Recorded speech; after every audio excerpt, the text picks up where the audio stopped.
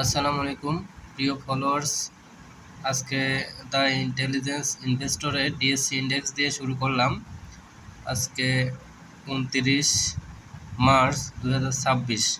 আগামীকালকের মার্কেট কেমন হবে? আশা করি পজিটিভ হবে এবং এখান থেকে মার্কেট আগামীকাল ঘুরে যাবে। এখন মূলত সেক্টর ওয়াইজ মিউচুয়াল ফান্ডের সেক্টরটা দেখে আসি। মিউচুয়াল ফান্ডের সেক্টরটা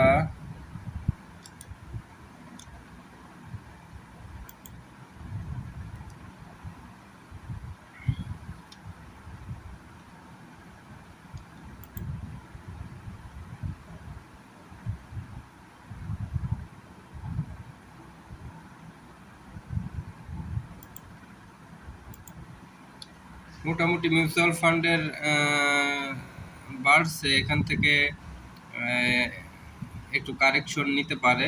মিউচুয়াল ফান্ড খুব বেশি বাড়বে বলে মনে হয় না। আর আমার কাছে যেটা মনে হচ্ছে যে ফার্মাসিউটিক্যালস সেক্টরের কিছু স্টক তুলনামূলক ভালো পজিশনে আছে। সেক্টর ওয়াইজ ভালো না দেখালে ওই সেক্টরের কিছু স্টক ভালো পজিশনে আছে। তো সেই স্টকগুলো আমি আপনাদের দেখাবো। যেমন সেন্ট্রাল ফার্মা, দেখুন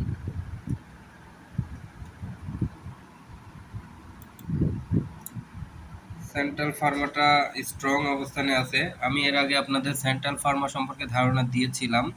দেখুন এই যে এই পজিশনটায় আমি আপনাদের বলেছিলাম 8 টাকা 90 পয়সার দিন বলেছিলাম, আজকে অলরেডি 9 টাকা 70 পয়সা। তো এর মুভমেন্ট ভালো।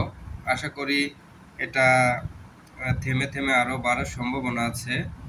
এইবার আমরা যাব হলো কপারটেকে।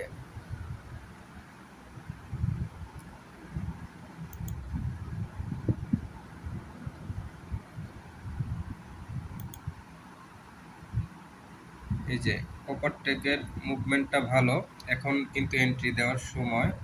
এখান থেকে মোটামুটি স্টকটা বাড়তে পারে, তবে খুব বেশি গ্যাপ পাওয়া যাবে এখনই সেটা বলা যাচ্ছে না। আরেকটা স্টকে যাই, দেশবন্ধু।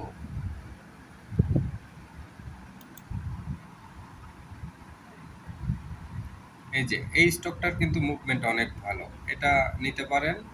এটা আশা করি ভালো একটা গ্যাপ দিবে। তাহলে আমি আপনাদের দেশবন্ধু স্ট্রংলি সাজেস্ট করলাম। দেশবন্ধুটাকে আপনারা নোট রাখেন। এরপরে আরেকটা স্টক দেখি, দেশ গার্মেন্টস।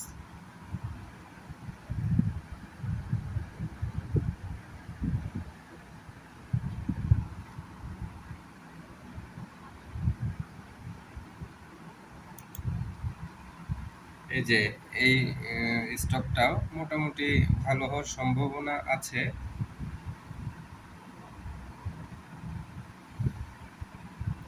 ই কেবলস দেখে আসি। ওর মধ্যে বলে নিই, এসএমই সেক্টরটা মোটামুটি অনেক ভালো কয়েকটি স্টক দেখলাম।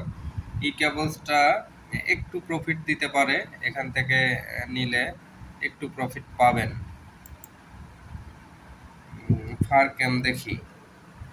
ফারক্যাম সম্পর্কে আগেই আপনাদের একটা ধারণা দিয়েছিলাম। ফারক্যামটা এই যে এইখানে থাকা অবস্থা, আমি এর আগে একদিন বলেছিলাম ঈদের আগে। এখন দেখুন এটা অনেক ভালো অবস্থানে, ফারক্যামটাকে নোট নিলাম আমি। তাহলে ফাইনালি ফারক্যামটা আমার খুবই পছন্দ হচ্ছে, এখানে আপনারা এন্ট্রি নিতে পারেন। ফুয়াং সিরামিক্সটা দেখে আসি।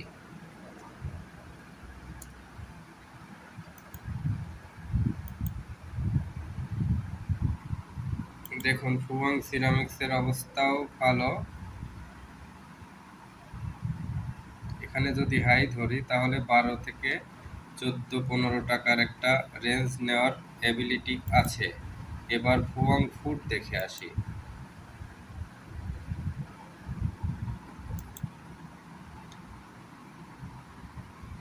ফুয়াং ফুডটা আরও ভালো অবস্থানে। ফুয়াং ফুডটা ফাইনালি সিলেকশনে এন্ট্রি পজিশনে আছে। দেখুন আমি গ্রাফ সহকারে আপনাদের দেখিয়ে দিচ্ছি যে স্টকগুলা পাওয়া গেল। এর মধ্যে দেশবন্ধু, ফার কেমিক্যাল আমি আলাদা নোট করি। তাহলে দেশবন্ধু, আর কেমিক্যাল ফুয়াং ফুড। এর ভিতরে ভালো লাগলো ঘেইলটা দেখে আসি। এটা অনেক স্ট্রং পজিশনে আছে। এটাকে অবজারভেশনে রাখতে পারেন। এটাকে কিন্তু আমি ঈদের আগের ভিডিওতে ঘেইল সম্পর্কে আপনাদের অনেক স্ট্রংলি বলেছিলাম। গোল্ডেন সনটা দেখে আসি। ও, গোল্ডেন সনটা অনেক ভালো স্ট্রং অবস্থানে। এই যে আমি আপনাদেরকে এই জায়গায় ঈদের আগে ঠিক এই জায়গাটায় আপনাদের এন্ট্রি নিতে বলেছিলাম। দেখেন এখন কি ভালো মুভমেন্ট। এরপরে আপনাদের আরেকটি স্টক দেখাবো, লিগেসি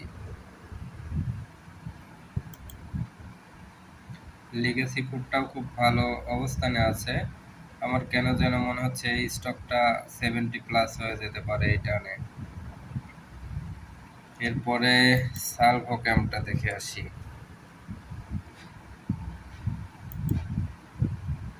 সালভোক্যামও মোটামুটি ভালো অবস্থানে। তো সবচেয়ে ভালো লাগলো আমার ফার কেমিক্যাল ভালো লেগেছে, ঘেইল ভালো লেগেছে, ফুয়াং ফুড ভালো লেগেছে, দেশবন্ধু ভালো লেগেছে।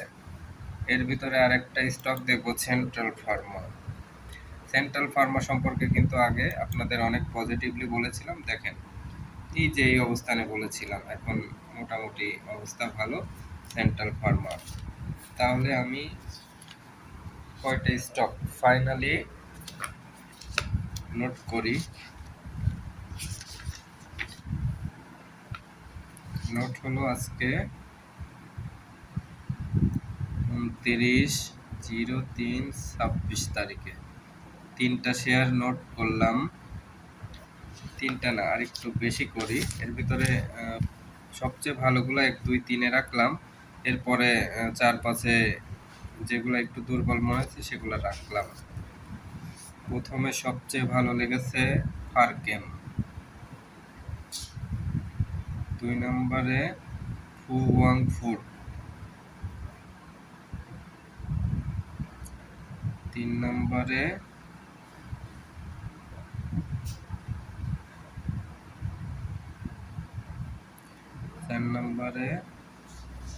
সেন্ট্রাল ফার্মা, 5 নম্বরে লিগেসি,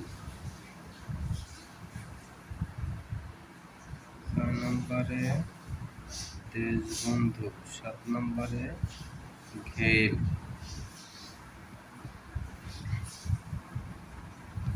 এই যে দেখুন আমি 7টি স্টক সিলেকশন করেছি। এর ভিতরে সবচেয়ে ভালো লাগলো ফার কেমিক্যাল ও ফুয়াং ফুড। এই দুটা নির্দ্বিধায় এন্ট্রি দিতে পারেন। সেন্ট্রাল ফার্মা, দেশবন্ধু, এগুলা ঘেইল, এগুলো সবই big game stock. Legacy food এর জন্য অল্প অল্প করে এন্ট্রি নিতে পারেন অথবা অবজারভেশনে রাখতে পারেন। ফার কেমিক্যাল ও ফুয়াং ফুড কিন্তু খুবই নাইস পজিশন আছে। আজকে আর ভিডিওর লেন্থ বাড়াবো না। সবাই ভালো থাকবেন। আল্লাহ হাফেজ।